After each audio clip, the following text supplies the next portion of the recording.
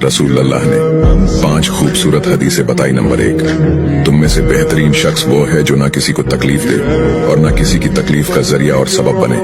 Number 2, जो शख्स दिन में 10 मरतबा सूरतुल इखलास पढ़ेगा, यानी कुल हु अल्लाहु अहद, ये पूरी सूरत पढ़ेगा, अल्लाह ताला जन्नत में उसके लिए महल बना देंगे। नंबर 3, जो शख्स हर फर्ज नमाज के बाद 1 मरतबा आयतुल कुर्सी पढ़ने का मामूल बनाएगा, तो उसके और जन्नत के दरमियान सिर्फ मौत का फासला होगा, यानी वो शख्स मरते ही सीधा जन्नत में जाएगा। नंबर 5, जो शख्स घर से निकलते वक्त ये दुआ पढ़ेगा, बिस्मिल्लाहि तवक्कलतु अला अल्लाह ला हौला वला कुव्वता इल्ला बिल्लाह, तो अल्लाह ताला शैतान के शर से उसकी हिफाजत फरमा देता है और जिस काम को वो निकला अल्लाह ताला उसमें आसानी पैदा फरमा देता है। नंबर 5, रसूल अल्लाह ने फरमाया, वो शख्स हरा भरा रहे, हंसता खेलता रहे, जो शख्स मेरी हदीस सुने उसको महफूज रखे और उसको दूसरों तक पहुंचाए।